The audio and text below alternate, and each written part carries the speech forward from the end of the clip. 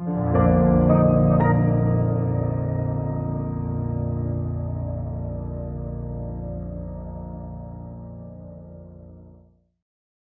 tal?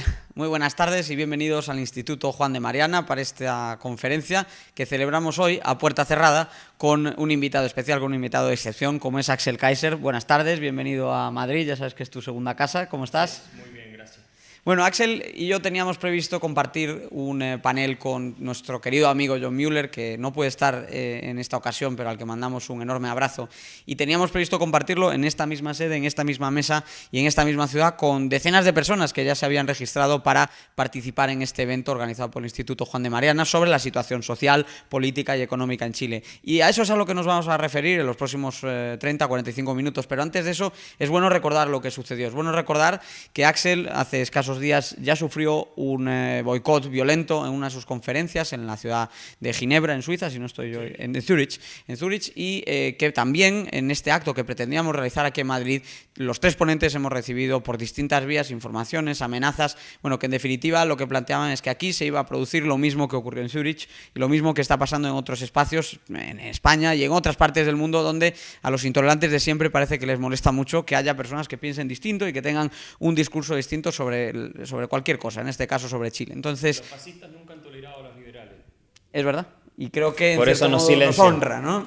Entonces, ese silencio que nos han intentado imponer, le hemos dado la vuelta, hemos jugado un poco con los tiempos, hemos cancelado la conferencia originalmente prevista, la hemos replanteado en este formato y gracias a Internet probablemente vamos a llegar a muchísima más gente de la que hubiésemos llegado solamente haciendo el evento. De modo que un saludo a todos los que quisieron callarnos, obviamente no lo van a conseguir, y aquí estamos para hablar de lo importante, ¿no?, de Chile, pero Axel, no sé si quieres también cerrar con alguna reflexión sobre lo que pasó y sobre la situación de la libertad de expresión a ambos lados del Atlántico, ¿no?, que empieza a ser un poco preocupante cómo se silencian actos, se persiguen actos, se produce este tipo de ambiente. Sí, se genera cada vez más, no solamente a referentes del liberalismo como nosotros, también se está dando con proponentes de ideas a veces incluso de izquierda, pero que no son lo suficientemente radicales o extremas o totalitarias, y por tanto se les está boicoteando, se les está expulsando de universidades, se les está saboteando. Mi caso en particular fue una agresión organizada por residentes chilenos en Zurich,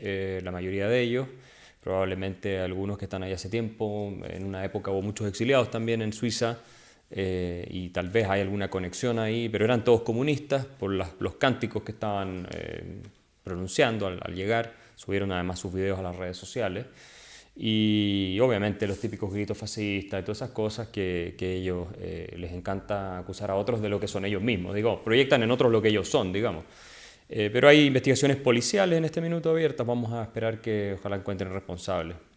Eso es, Axel. Bueno, para hablar de todo lo que está sucediendo en Chile, que es mucho y por lo tanto también creemos que es bueno tomarnos el tiempo de tener esta conversación, hay una serie de datos empíricos que a priori desmontan el razonamiento de todo este movimiento antisistema, ¿no?, de corte esencialmente antisistema. Y aunque luego tocaremos otros argumentos, quizá de corte más social, de corte más emocional incluso, yo creo que es bueno empezar por estos indicadores y hablar hasta qué punto o no, detrás de todas esas pancartas, detrás de todas esas protestas, puede haber o no sentido en lanzar este tipo de proclamas contra lo que comúnmente ya popularmente se conoce como el modelo chileno, ¿no? Modelo por el hecho de que en Chile sí hay un set de política pública razonablemente liberal y lo ha habido desde hace ya al menos 40 años. En primer lugar, se habla mucho de Chile como el país más desigual de América Latina. Curiosamente los datos no lo respaldan, pero este es un dicho que ya se ha popularizado tremendamente. Entonces, Axel, ¿cuáles son los datos? ¿Cuál es la situación de la desigualdad en términos de ingreso, en términos de patrimonio de la sociedad chilena? ¿Y hasta qué punto tiene sentido, ¿no?, aludir a este tipo de comentarios? No, en Chile se ha impuesto una narrativa, un discurso ideológico que no tiene base en la realidad. Es completamente sesgado, contrario a la evidencia. Es interesante porque es un caso de lo que yo llamé en un libro, en La fatal ignorancia, el poder contrafáctico de las ideas. Es decir, los hechos no importan, lo que importa es el relato, ¿ah? Y Chile es un buen ejemplo de eso, porque si uno analiza los números, las cifras, tú tienes, por ejemplo, no solo lo que todo el mundo admite, que en Chile la pobreza cayó de un 50%, 60% según como tú la midas, a menos de un 10% en los últimos 30, 40 años, que lo cual es un éxito colosal, digamos. Eso es como que ahora no importara, ya no importa que no haya gente que se está muriendo de hambre, no importa que las expectativas de vida hayan subido décadas para hombres y mujeres, todo eso no importa, que no haya niños desnutridos y descalzos, todo eso parece que no importa, ¿ah? Entonces, ese es un dato muy importante, pero más allá de eso, incluso en términos de ingreso, depende cómo tú lo mides, ha caído según todos los indicadores. O sea, el PNUD de las Naciones Unidas emitió un report hace un par de años atrás, 2, 3 años atrás, que curiosamente se llamaba Desiguales. Pero la conclusión del informe era que de acuerdo a todas las medidas de desigualdad que existen, no solamente el Gini, sino si tú comparas el 60% de mayores ingresos con el 40% de mayores ingresos, el 10% de mayores ingresos con el 10% de menores ingresos, y así sucesivamente, todas han caído. El Gini agregado, tomando en consideración el conjunto de la población, también ha caído en los últimos 15 años de más de 0,5.2, 0,5.4 a 0,48, digamos, lo cual es una reducción importante, no es menor.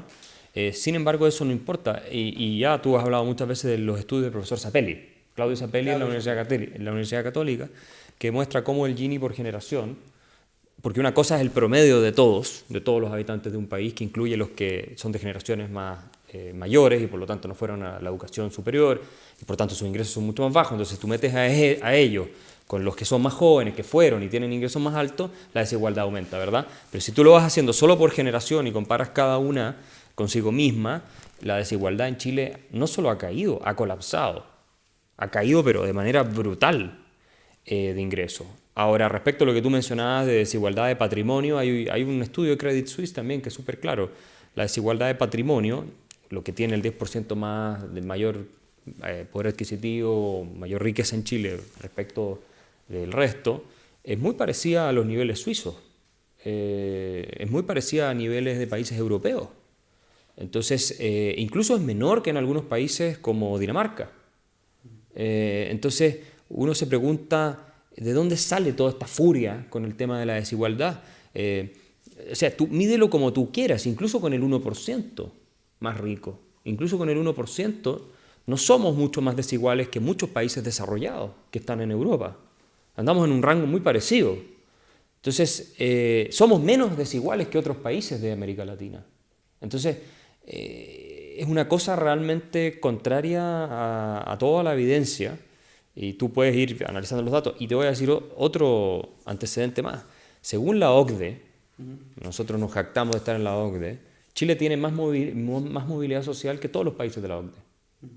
O sea, informes de la OCDE concluyen que Chile, la posibilidad de llegar del 10% de menores ingresos al 10% de mayores ingresos y caer también de ahí hacia abajo, es mayor que en Alemania, que en Francia, que en Estados Unidos, que en los países nórdicos, que en todos los países de la OCDE. O sea, hay ascensor social en movimiento. Hay un tremendo ascensor social. Entonces, la narrativa de que Chile es un infierno de la desigualdad, el país menos equitativo del mundo, como si tuvieran que ver las dos cosas, no necesariamente. Bueno, es falsa desde el punto de vista de los datos. Los datos no te lo respaldan. No lo respaldan.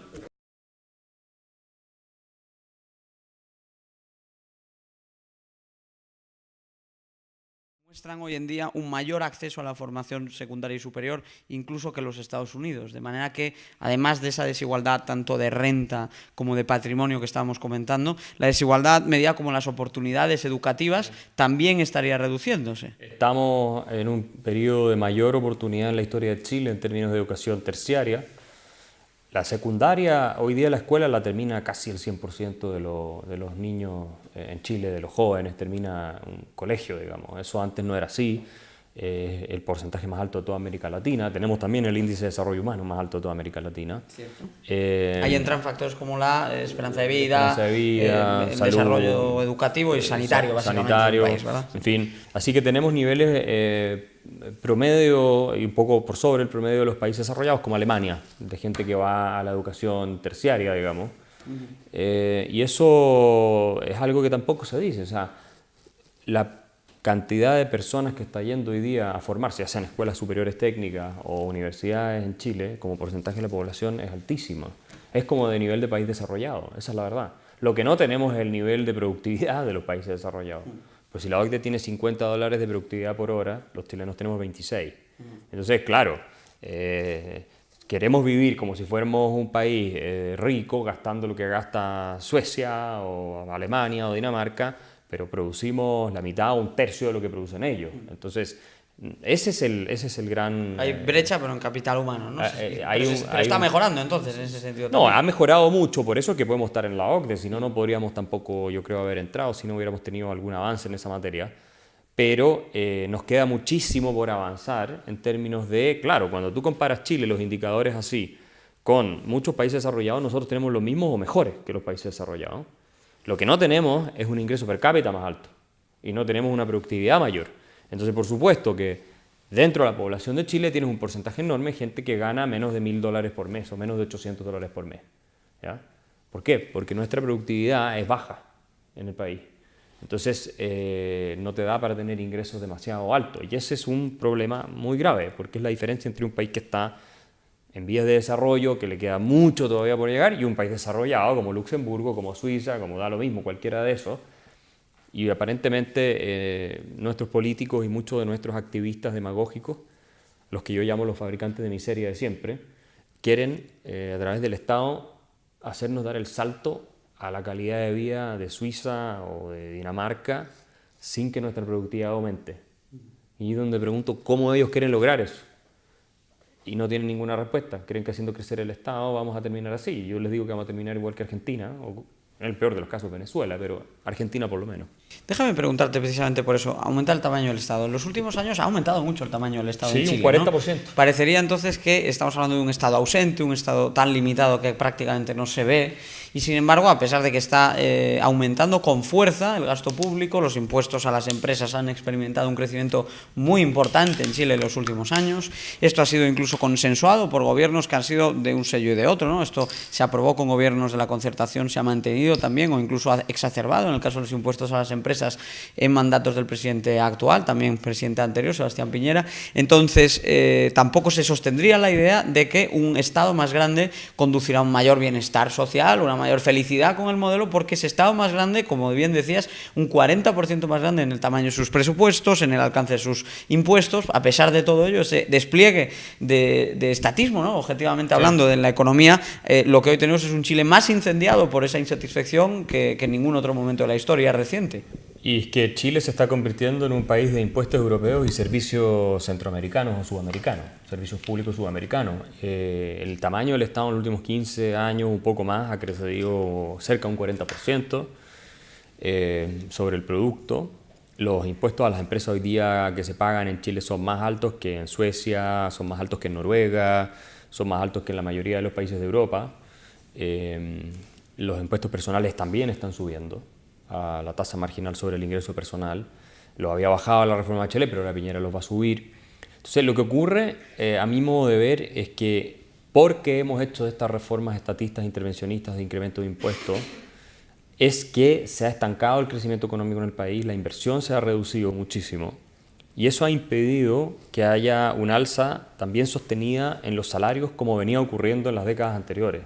Porque para ponerlo en perspectiva, Axel, ¿cuáles eran las tasas de crecimiento en los años 90, en los años 2000 y en la actualidad? Sí, claro, en los años 90 teníamos 7%, llegamos a tener 8%, 6%, eso era normal en Chile. Luego hubo la crisis asiática en el 97, nos pegó fuerte y ahí ya empezaron a caer un poco las tasas, pero en promedio en los 90 tuvimos, desde fines de los 80 hasta los 90, promedio 7, 8%, eso era normal en Chile. Después en los 2000 empieza a ya frenarse, pero tuvimos también tasas de sobre 4% o años más malos también, pero no era raro tener tasas de 4%. Con Bachelet ya en su segundo gobierno esto desaparece, definitivamente las tasas, no sé si alcanzó el 2% el promedio, su 2% por ahí. Piñera genera en su primer año un efecto expectativa, en su segundo gobierno, que claro, salta un poco la tasa de crecimiento, pero ahora estamos igual, en lo mismo, un 2% o menos, y el crecimiento de la población se va a ir comiendo eso. Por lo tanto, lo que ha ocurrido en Chile en los últimos 6 años más o menos, es que no ha habido un incremento de los salarios reales de manera importante, y se han subido muchos costos de vida. Lo que a mi juicio explica parte importante de la frustración, no de la violencia, sino que de la frustración que han manifestado algunos sectores que han salido a las calles. Yo no creo que habríamos tenido todo esto si el país estuviera creciendo 5 o 6%. Lo veo casi imposible. Estaría todo el mundo trabajando, dedicándose a sus cosas, salir adelante. No estarían tan preocupados del futuro de sus hijos porque están viendo que les está yendo bien, probablemente a sus hijos les va a ir mejor. Que ese también es un sentimiento que ha ido cambiando de a poco. En Chile siempre se sentía, mis hijos van a estar mejor que yo, y todavía hay bastante de eso. Pero de a poco da la impresión que se ve un futuro más difícil. Y eso genera también cierta frustración, entre otras cosas. Entonces, esa frustración se proyecta también respecto a la élite, porque claro, tú ves a la élite de clase política chilena que ha estado metida en muchos escándalos de corrupción, que también hay que decir eso, izquierda y derecha, ambos, y por supuesto nosotros tenemos la clase política mejor pagada del mundo ajustada por ingreso per cápita, la chilena.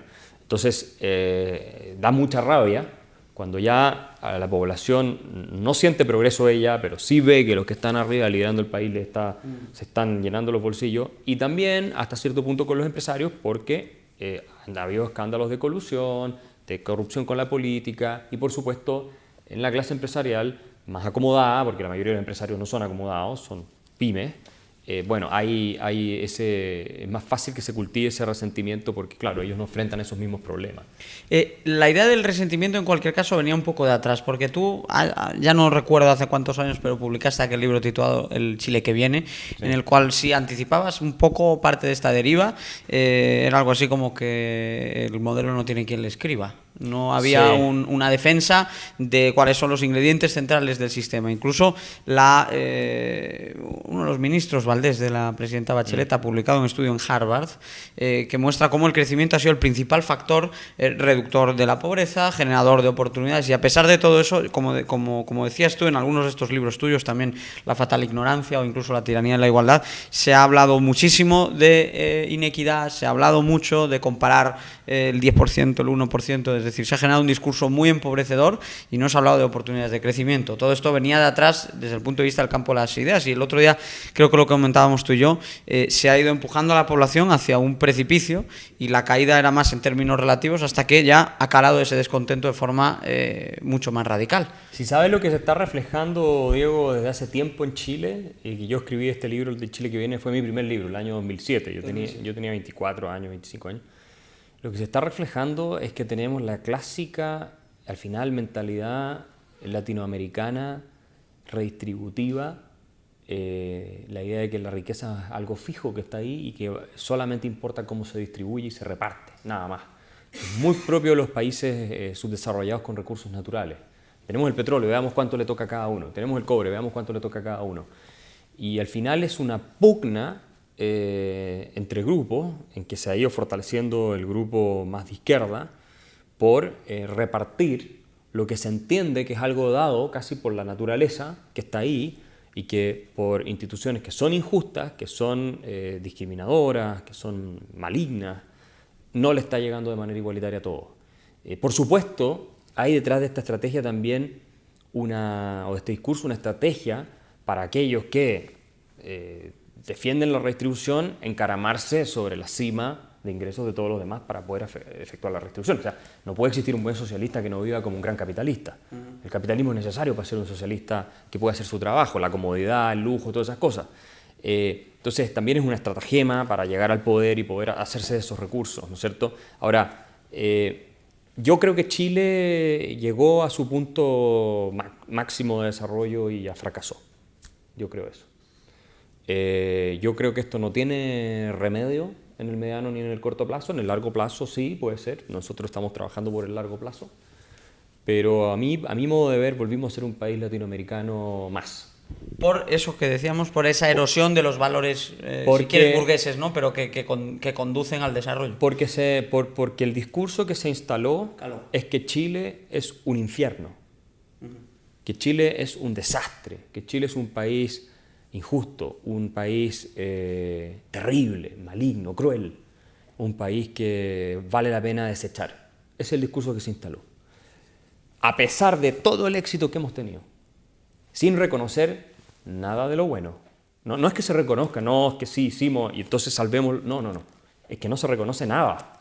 Aquí hay gente que me puede decir, no, si igual la gente reconoce, no. Sí, te dicen, hubo progreso con la pobreza, pero como que lo tiran a tan un segundo o tercer plano, que es como si fuera irrelevante, ¿ya? Entonces, en Chile, en la discusión pública, los activistas, porque intelectuales no tenemos, son todos activistas de izquierda radical, algunos de derecha, que son pseudointelectuales, que también atacan el famoso neoliberalismo, porque según ellos eso es lo que ha generado la crisis hoy en Chile. Bueno, lo que está ocurriendo es que ese discurso se instaló y logró cambiar la economía política del país.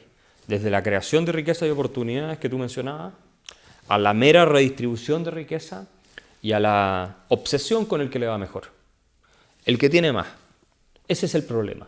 No, el problema no es que hay un montón que les puede ir mejor si les damos oportunidades, que salgan adelante, en fin, y para eso tiene que haber crecimiento económico y que el que le va bien es porque hizo un aporte a la sociedad y por lo tanto todos dependemos de él. No, no es eso. Ese no es el foco, no es lo que están mal, es lo que están bien. A esos hay que atacarlo. Es un discurso que han llevado, de suma cero, y un discurso que han llevado históricamente los profetas del resentimiento a la práctica con consecuencias desastrosas. Lamentablemente, no es toda la población, pero hay un sector que está influido por esto, engañado a mi juicio por este discurso, y que estos activistas que estoy hablando básicamente han logrado convencer para deshacernos de lo que ellos llaman neoliberalismo, que no es nada más que un conjunto de políticas económicas responsables donde dejan a la gente libre para perseguir sus fines. Bien, hay dos soluciones mágicas que aportan quienes defienden esta ruptura frente a todo lo que ha sido el modelo chileno, que son principalmente el repudio del sistema de pensiones de capitalización, que se basa, como saben todos los que nos están viendo, en un aporte sistemático de una cotización que, en vez de dedicarse a un mero reparto, como ocurre en la mayoría de los países de Europa, bueno, en muchos de los países de Europa, no en todos, se basa en un modelo homologable al que también está vigente en Australia, parcialmente en Suecia, es decir, un modelo basado en el ahorro, en que el trabajador aporte un capital y lo vaya retirando. Bien, objetivamente, los niveles que ha ofrecido este sistema son muy altos para todas aquellas personas que han aportado durante 30, 35 años, ¿no? La mayoría tienen una tasa de reemplazo medio en torno al 80% de su salario, es decir, se sitúan en niveles comparables a los de cualquier país rico de la OCDE, a pesar de que la cotización es más baja, está en torno al 10%, cuando en países como la propia España, aquí mismo, se aporta alrededor de un 30%. Bien, y sin embargo, ese sistema de pensiones, como en el promedio, es decir, metiendo en la bolsa estadística a la gente que no ha cotizado, al sistema, a la gente que no ha trabajado, es decir, la gente que en cualquier país como España no recibiría pensión o no recibiría más que una mísera pensión, se intenta calcular de esa forma una media estadística que en teoría reduciría la tasa de reemplazo hasta situarla en porcentajes más bajos, a pesar de que por otro lado también habría que ajustarlo por la cotización, que como decimos es más baja. ¿Cuál es tu valoración del sistema de pensiones de capitalización ahora que se cumplen ya 40 años prácticamente el mismo? ¿Por qué estos ataques te parecen o no adecuados? Y si no son adecuados, ¿qué propuestas harías tú para mejorar el sistema si es necesario?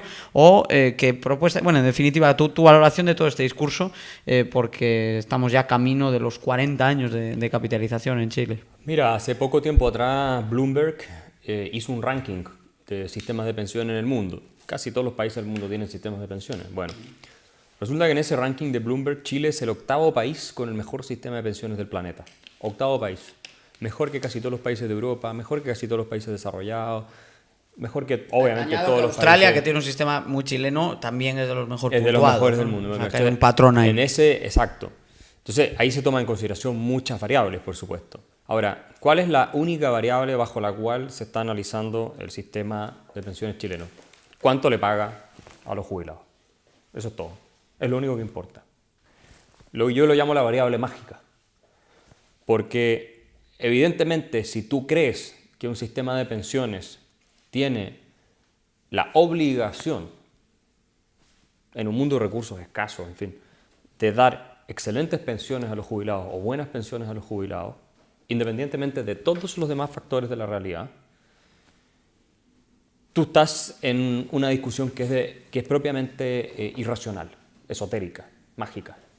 Tú lo que estás en el fondo es hablando de la lámpara de Aladino.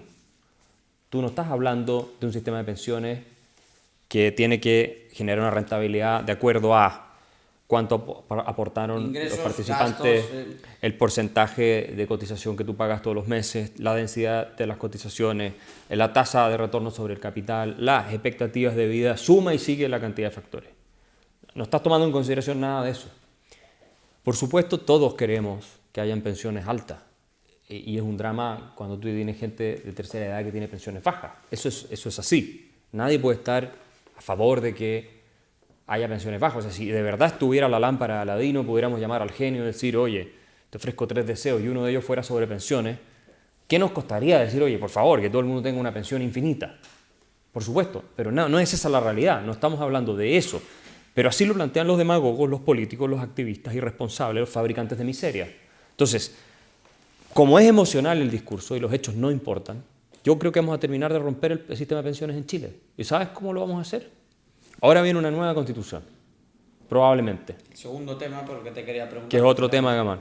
En la nueva constitución, que es algo también propiamente subdesarrollado, típicamente latinoamericano, desechar sus constituciones, tú sabes que... Porque muy brevemente, ¿cuántas veces se ha modificado la actual Constitución? La actual Constitución tiene prácticamente 200 reformas. En la actual Constitución no hay casi ningún artículo en Que Chile permanezca intacto. que no haya sido reformado. Hay algunos, pero De la mayoría... de modo que es totalmente caprichoso el pensar que esa Constitución es inválida para el desarrollo. Mira, Porque ya ha habido desarrollo, y dos, porque es perfectamente flexible. El año 89 se sometieron 54 reformas a plebiscito junto con toda la Constitución, acordado entre la oposición y el régimen militar de la época, entre la izquierda y el régimen militar. Se plebiscitó, el 91% de los chilenos votó por la Constitución y la reforma. Quedó entonces validada por todos los sectores. Después volvimos con el tema constitucional. No, es que está en la Constitución, hay que cambiarla. Bueno, resulta que en el 2005 Lagos somete a otras decenas de reformas, más de 50 reformas, la Constitución en el gobierno de él, con el texto refundido, se promulga y se firma, lo firma él, sale la firma de Pinochet, entra la firma de él con todos sus ministros y dice: por fin hay una constitución a la altura de los países democráticos. Esta es la constitución que va a unir a todos los chilenos. Lo estoy citando textual. Ricardo Lagos, el socialista. Resulta que tampoco fue esa. Esto fue aprobado por el Congreso Pleno, izquierda y derecha. Salieron todos levantados de los brazos, ahora sí somos felices, el país puede mirar hacia adelante.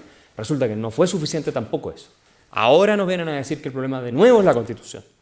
Entonces, ahora se pusieron de acuerdo. La derecha y la izquierda firmaron un pacto por la nueva constitución y la paz social, la cual va a haber un referéndum en abril, Abril de 2020. sí o no a la nueva constitución. Probablemente va a ganar el sí a la nueva constitución y después va a haber que establecer una nueva constitución de acuerdo al mecanismo que se establezca en ese mismo referéndum. Bueno, ahora... ¿Y ahí qué es que se introduce el caballo de Troya para minar el sistema de lo que pasa es lo siguiente. Primero, un paréntesis. Los países serios en general no cambian sus constituciones, ¿no? Hay excepciones de países que han tenido muchas constituciones, pero incluso países como Francia, que han tenido una historia muy convulsionada por sus revoluciones, es un país que desde la Segunda Guerra Mundial prácticamente ha tenido solo una constitución. Lo mismo se puede decir de Alemania, que en toda su historia tiene 2 o 3 constituciones. Lo mismo se puede decir de Japón, que todavía tiene una constitución que le impusieron los norteamericanos y no la han cambiado, a pesar que se la impusieron los norteamericanos. En Alemania fue parecido, no fue tan así que el pueblo alemán decidió su constitución. Bueno, y así tú pasas la lista. Estados Unidos solo ha tenido una constitución en su historia, Inglaterra, Nueva Zelanda, Hong Kong, años con la misma. nunca han tenido constitución escrita, nunca, no, 0 constitución. Después te vas a América Latina y tienes República Dominicana con 32 constituciones, Ecuador con 20 constituciones, Venezuela con 26 constituciones, Haití con 24 constituciones y así. Así que Chile está bien en el barrio donde está con esta cosa. Yo creo que es un síntoma de inmadurez social, política y cultural, esto de estar votando las constituciones, especialmente si han funcionado. Ahora, el tema de las pensiones es que basta con que ellos en la nueva constitución establezcan que ya el presidente de la República no tiene iniciativa exclusiva en materia de seguridad social y pensiones, para que aprueben leyes, porque van a bajar los quórums de las leyes necesarias para regular estas cosas, seguramente, o es probable, no es seguro, pero es probable, obliguen a los fondos de pensiones a invertir prácticamente todo dentro del país y al mismo tiempo a comprar bonos del gobierno, a invertirlo en bonos del gobierno, a bonos del Estado. Ha pasado la propia España con los pequeños fondos de complemento del sistema. Exacto. Y como ha pasado en otros países, en Croacia el sistema que se instaló mixto ha seguido esa lógica, en República Dominicana ha seguido esa lógica, en otras partes han seguido esa lógica. En el fondo, lo que hacen es, si la plata se la está gastando el gobierno hoy día. Entonces, es una manera indirecta de estatizar los fondos de pensiones. Expropiación de uso del Sí, ahorro sí, de los exacto, trabajadores. exacto. Porque, si yo no estoy equivocado, Axel, más o menos han promediado en torno a un 9% de rentabilidad real. Esa tasa, obviamente, es algo decreciente en el tiempo. Chile venía de un nivel de desarrollo relativamente bajo a raíz de todo el colapso económico de los años 70, ¿no? Pero obviamente cuando se han hecho cálculos, por ejemplo Libertad y Desarrollo, otro think tank importante allí de Chile, calculaba que aplicar el modelo de reparto que está en vigencia aquí reducirá un 50% las prestaciones, de modo que no hay una salida buena una vez tumbas el sistema. El sistema quizá lo puedes complementar añadiéndole quizá, qué sé yo, 5 puntos de cotización al pilar propio del trabajador, es que ese es el problema, etcétera. ese es el problema, Diego. Es la ley del intervencionismo de la que hablaba von Mises, ¿no es cierto? Tú tratas de resolver un problema con intervencionismo total, te crea 2 problemas adicionales, los tratas de resolver, te crea 4 y así es exponencial. Si nosotros nos cargamos el sistema de pensiones, aunque sea de manera relativamente elegante como la que yo estoy describiendo, no a lo Kirchner, que llega un pegarle un guantazo, expropiarlo todo, sí. Que sea de esta manera más elegante, lo que vas a tener es que, claro, por un tiempo tal vez pueda subir la pensión a todas esas personas que no tienen pensión porque no cotizaron durante su vida o porque cotizaron muy poco. Que deberían recibir un subsidio, no una pensión. Y lo reciben dentro pero del fondo. Digo, por diferenciar, es decir, exacto. Quien cotiza recibe pensión, quien no cotiza obviamente recibirá, si acaso, subsidio. Bueno, es una decisión en Chile no contributiva. En Chile reciben pensión igual, porque hay la pensión mínima asistencial y todas esas cosas, pensión asistencial... En fin, está el pilar solidario, hay distintas categorías. Pero el problema que te va a ocurrir con esto, aparte de que yo creo que va a haber capital humano que se va a ir del país, no va a cotizar, en fin, pero es que vas a empeorar la rentabilidad, por un lado, de los fondos, y por otro lado, vas a generar una degradación del sistema que le va a producir a los políticos la tentación de ir gastando cada vez más plata, ¿ya? Para ir financiando a los jubilados, que en Chile es un país que está envejeciendo, para sacar cada vez más plata de ese fondo, ¿ya? Y se lo va a ir comiendo el Estado. Y de a poco, lo que te va a producir eso, o rápidamente lo que te va a producir eso, es un mayor endeudamiento fiscal. Ese mayor endeudamiento fiscal va a necesariamente tener que suplirse en parte con impuestos y en parte tal vez en algún minuto con devaluación de la moneda. Entonces tú vas a alterar todos los equilibrios macroeconómicos que Chile ha tenido, en parte por un gasto fiscal excesivo o por ese ataque que tú vas a hacer al sistema de pensiones para que el Estado pueda hacerse de los recursos que están en los fondos de pensiones y gastárselos. Y el Estado no los puede gastar sin asumir una deuda al mismo tiempo. Se podría decir entonces que sí que era el sistema de pensiones una especie de la piedra angular de la prudencia macroeconómica y fiscal del Estado, y que eso es lo que estaría en riesgo. Entonces, absolutamente. Axel, hay un clima de violencia insoportable ahora mismo en Chile. Porque hasta ahora nos hemos referido a las cuestiones que se han puesto encima de la mesa y que se están debatiendo y se han aportado distintas soluciones mágicas. Acabamos de aludir a 2 de ellas, pensiones y constitución. Hemos hablado de los factores con los que se argumenta que sería necesario un cambio de paradigma. Hemos hablado de educación, de desigualdad, hemos hablado de pobreza, etcétera. Pero, como digo, hay un clima de violencia insoportable en Chile. El ejército ha tenido que salir a la calle, se defiende desde muchos sectores que deba volver a salir a la calle. Por otro lado, también se rechaza la presencia militar en las calles como herramienta para mantener el orden.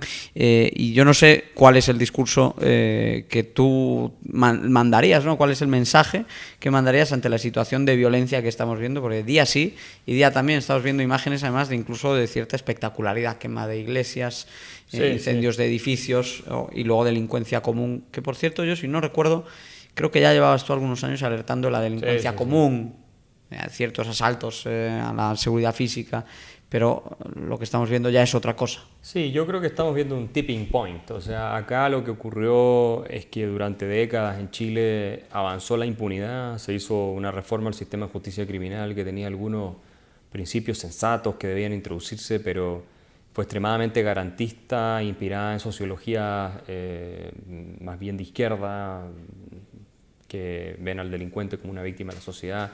Eso debilitó mucho el rol de los tribunales de justicia en la administración de justicia. No se modernizó al mismo tiempo las policías, por lo tanto, cada vez que las policías llevaban un detenido, no tenían como no pueden cumplir el estándar de la carga de la prueba, ¿cierto?, que exigían los tribunales, entonces los tipos quedaban libres, los delincuentes. Bueno, y además hay todo un discurso que se instaló también, muy propio de la izquierda, contra la autoridad, contra la autoridad policial, la autoridad en todo sentido, también en los colegios, en las escuelas, contra las Fuerzas Armadas, contra todo eso. Entonces, llegó un punto en que el activismo también, en medios de prensa controlados, dominados fundamentalmente por activistas de izquierda, fue tal que las policías ya no actúan. Están básicamente de huelga de brazos caídos. Actúan lo mínimo necesario.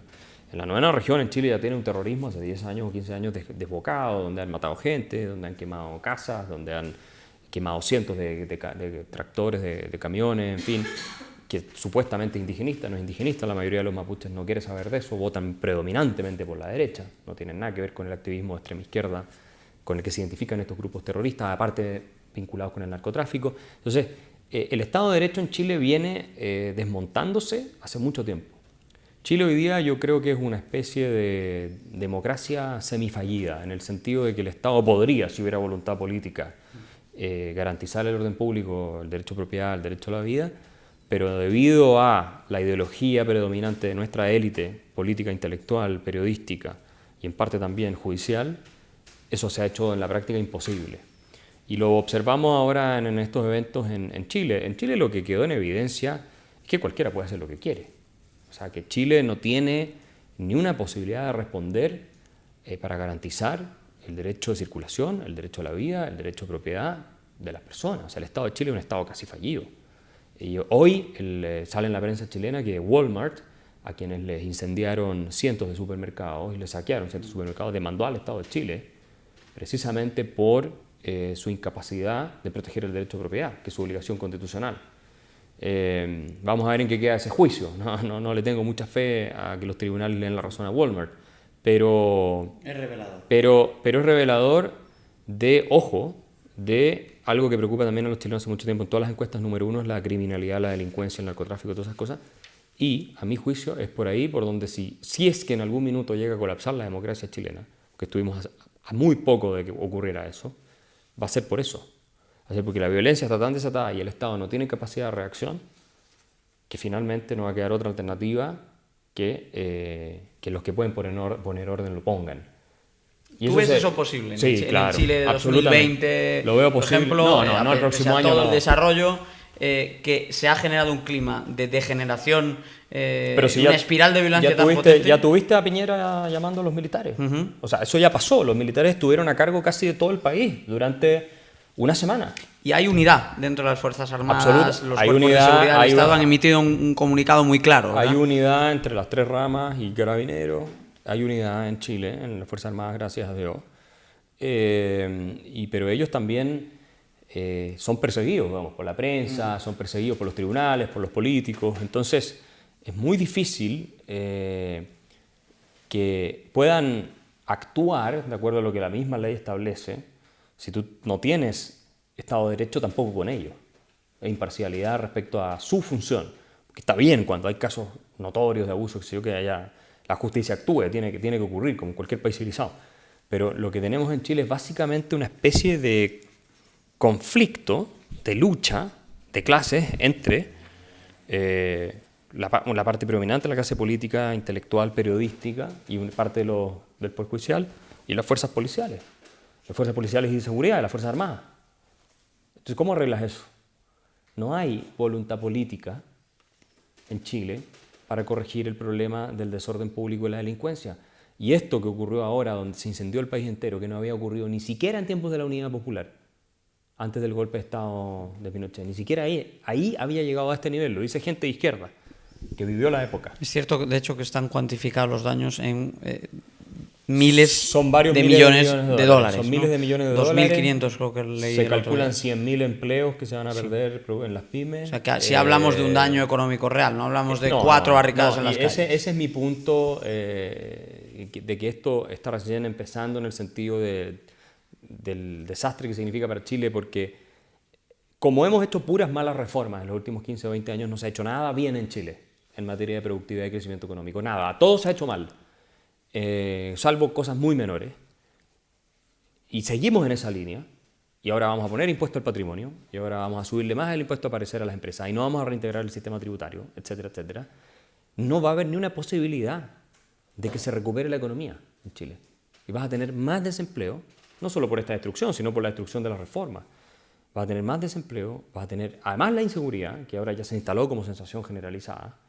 Y en fin, ¿y cómo vas a tú tener las tasas de crecimiento de 4 o 5% que necesitas para que la gente crezca el empleo, crezcan los salarios y todo eso? Axel, por último, hay una sombra de injerencia internacional de todo esto y de distintos acontecimientos que se están viviendo en otros países de la región, que no tienen nada que ver con el caso chileno, no necesariamente, lo que vivimos en Ecuador, lo que se está ocurriendo en Bolivia, pero hay un denominador común, que es el desorden y la sombra de la influencia del Foro de Sao Paulo, de las distintas tiranías castrochavistas, ¿no?, de Cuba y de Venezuela, incluso de algunos de sus aliados extranjeros, en términos de guerra de propaganda, por ejemplo, y de algún otro tipo de infiltración por parte de poderes como Rusia. ¿Qué parte de esa injerencia internacional se detecta en Chile? La OEA ha hablado explícitamente de presencia de actores cubanos o venezolanos en este tipo de protestas. ¿Cómo lo ves tú y qué parte de lo que está ocurriendo obedece a esa estrategia de agitación promovida desde un Foro de Sao Paulo objetivamente debilitado porque ha perdido, pues, el poder en Brasil, en Ecuador, cierto, ahora lo recupera un poco en Argentina, pero la izquierda latinoamericana ha tenido una década un poco a menos, ¿no? Bueno, yo sé lo que ha informado la prensa y las organizaciones internacionales. La misma OEA claramente dijo que había influencia castrochavista en el caso de Ecuador, por ejemplo, y otros, pero también dijo que el mismo patrón se había visto en Chile. No fue tan lejos como para asegurarlo 100%. Dijo, este es el mismo patrón, sugiriendo que en Chile hay elementos, al menos, de este bolivarianismo totalitario, ¿cierto?, en acción para desestabilizar el sistema. En Estados Unidos, el gobierno de Estados Unidos dijo que había habido y habían identificado cuentas que desde Rusia habían agitado la situación en Chile. Esto es lo que se ha salido en la prensa. O sea, aquí yo no estoy inventando nada. Se ha detenido, ha trascendido también en Chile algunos extranjeros venezolanos que han participado en atentados, en actividades delictuales. Al parecer ha habido elementos químicos de acelerante de fuego, cosas que en Chile no se venden también. Entonces, lo que no hay duda es que los ataques estos destructivos al metro, por ejemplo, en Chile, y a los supermercados, fueron coordinados. Eso hay muy pocas dudas. O sea, hasta gente de izquierda te dice sí, centro-izquierda, o sea, que no estaba de acuerdo con todo esto porque hubo un sector de la izquierda, no nos olvidemos que el Partido Comunista y el Frente Amplio avalaron la violencia, la promovieron, en fin, fueron muy irresponsables en ese sentido y en fin, esto fue algo coordinado, no es tan fácil quemar una estación de metro, hay que saber hacerlo, aparentemente hay algunas personas de afuera involucradas en eso. Ahora, yo no creo que Chile tenga las herramientas ni la capacidad, y si es que la tiene, la voluntad política para esclarecer el asunto a fondo y llegar a encontrar a los culpables y sancionarlos, expulsarlos del país. Ya hay un intendente que está expulsando a varios extranjeros, decenas de extranjeros que participaron en saqueos o en este tipo de atentados en una de las regiones del país, lo está expulsando. Pero no sé hasta qué punto vamos a llegar. Yo no tengo fe en que el Estado de Chile pueda resolver absolutamente ninguna de estas cosas de manera sustancial, definitiva y a fondo, como sería en otro país. Pues muy bien, Axel. Muchas gracias por haber compartido con nosotros estos 45 minutos, ¿no?, aproximadamente de charla.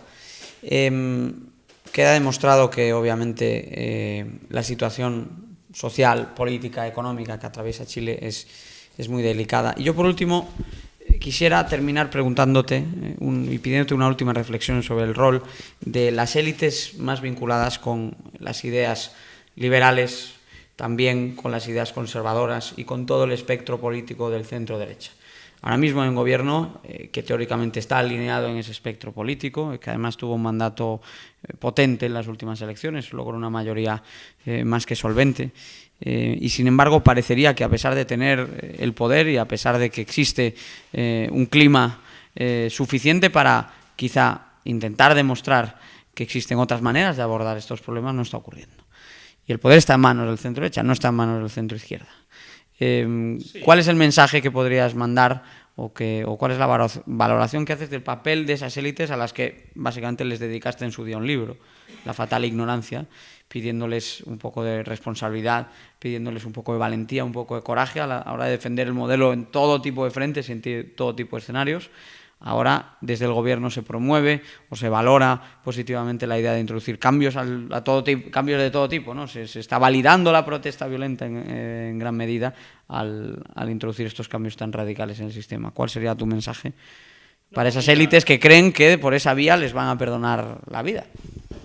Mira, el fracaso de Chile, claramente el fracaso de sus élites y el fracaso de sus élites en lo que es la discusión de ideas, porque claramente la razón por la cual las Fuerzas Armadas y de orden y seguridad no pueden hacer su trabajo es porque hay un discurso que se instaló cambiando todas las categorías de análisis a partir de medios de prensa predominantemente ocupados por activistas de izquierda y también universidades copadas y cooptadas por activistas, porque para mí no son ni académicos ni intelectuales reales, porque yo asumo que al intelectual real le interesa la verdad. No, estos son activistas también de izquierda y obviamente también activistas sociales y otros más, que crearon una narrativa también falsa de la historia de Chile, sesgada, digamos, pero muy contraria al principio de autoridad en general. Eso es así, y al Estado de Derecho, ¿no? Para relativizar el derecho de propiedad, toda esta lógica de que los policías defienden el orden burgués y toda esa cosa marxista que ya todos conocemos. Bueno. Y por otro lado, el fracaso en defender, a mí no me gusta el concepto modelo, a mí me gusta más el concepto de la fórmula del éxito liberal, que es la libertad, básicamente. Cuando tú tienes libertad, derecho de propiedad, el éxito ocurre, así de simple. En haber defendido, explicado, legitimado en el discurso, en el relato, lo que habíamos alcanzado, las instituciones que estaban establecidas, los resultados que estaban produciendo y el beneficio que estaban generando para las gran mayorías y por qué es el sistema más justo. Nada de ese trabajo se hizo. La AFP en Chile son el mejor ejemplo de ese fracaso. Nada de ese trabajo se hizo. Muy poco. Los que lo empezamos a hacer fuimos muy pocos y llegamos tarde, cuando ya había acumulado demasiado, hubo un diagnóstico y un discurso en el sentido contrario a la fórmula de libertad que permitió a Chile salir adelante, que también la mantuvieron los regímenes democráticos de centro-izquierda, y eso hay que reconocerlo, pero que ahora reniegan de ello. Entonces, la derecha, además de su cobardía, típica, que ha sido siempre cobarde, toda la historia, está cayendo y está entregando el país en bandeja producto de su ignorancia. Y si hay una persona sin ideas, yo creo, de fondo, es Piñera. Piñera no tiene ideas de fondo. O sea, él es un político astuto, hábil para llegar al poder, salvó el día, pero para salvar el día en Chile tuvo que entregarlo todo. Pero esa siempre ha sido su posición, él siempre ha ido transando. Yo creo que él tampoco cree mucho en esta cosa de la economía libre mercado, él cree más en la socialdemocracia, habla mucho de la desigualdad, cada vez en su primer gobierno también habló mucho de la desigualdad, a pesar de ser él parte del problema, porque es un multimillonario. Entonces, yo creo que parte del problema según su definición, digamos, pero yo creo que esa ha sido la gran lección que yo creo que todo el mundo tiene que sacar del caso Chile, no solamente las élites acá en España, sino también en otras partes del mundo. Si tú cedes, no por ceder te van a perdonar, no por ceder no te van a querer ir a buscar más. Si tú te dejas perseguir hasta un rincón y te escondes, no por eso no te van a ir a buscar a tu escondite, te van a buscar. Te tienes que defender y tienes que enfrentarlo. Tienes que enfrentarlos con buenas ideas, con buenos argumentos y con coraje. Y no dejando todos los espacios de influencia cultural para que los dominen ellos, y tú por ganar un par de pesos más, o dólares o euros más, permitir que en tu empresa, en tus medios de comunicación, en tus universidades, se plague, ¿no es cierto?, de personas que lo único que quieren es difundir ideas para derrumbar el sistema. Muchas gracias, Axel. Bueno, como ven, hemos intercambiado una serie de ideas a lo largo de los últimos minutos, no nos hemos comido a nadie. Nada de lo que aquí se ha dicho debería ofender a todos estos ofendiditos que además son violentos y que quieren silenciar conversaciones de este tipo perfectamente, no solo normales sino necesarias para una democracia más sólida. Y la verdad les agradecemos, ¿no?, el intento de boicot a esta charla, que seguro que multiplica su difusión ahora en redes en los próximos días. En cualquier caso, lleguemos a unos pocos o a unos muchos, seguro que a unos muchos, pero así fuesen unos pocos. Creo que es importante agradecerte la valentía, Axel, de decir estas cosas, que ahora mismo muchas personas por tacticismo están callando, a pesar de que saben que los problemas de Chile son efectivamente los que hemos planteado en este diálogo. Insisto en mandarle un abrazo muy grande a John Mueller, que nos hubiese acompañado hoy si sus compromisos se lo hubiesen permitido, pero el cambio de fecha nos ha obligado a dejar este trío en un dúo. Ya saben que si quieren estar un poco al día de la mirada liberal a todo lo que ocurre en Chile, pueden seguir muy de cerca el trabajo de la Fundación para el Progreso, un centro de pensamiento, un think tank de primerísimo nivel que el propio Axel tiene el honor y el privilegio de dirigir. Y bueno, ya saben que estamos en la casa de los liberales en España, como es el Instituto Juan de Mariana, juandemariana.org, con toda la actualidad, los informes, los eventos que organiza esta casa, la cual pues yo soy orgulloso socio y miembro desde hace muchos años. De modo que nada, muchísimas gracias a todos por habernos acompañado desde vuestros ordenadores, teléfonos, tabletas, y por favor, enviad este mensaje, enviad este vídeo, compartidlo con todos vuestros amigos y que se entere cada vez más gente de cuál es la realidad de Chile y de todo lo que ha estado pasando en Chile en los últimos días. Axel, muchas gracias y muchas gracias a todos.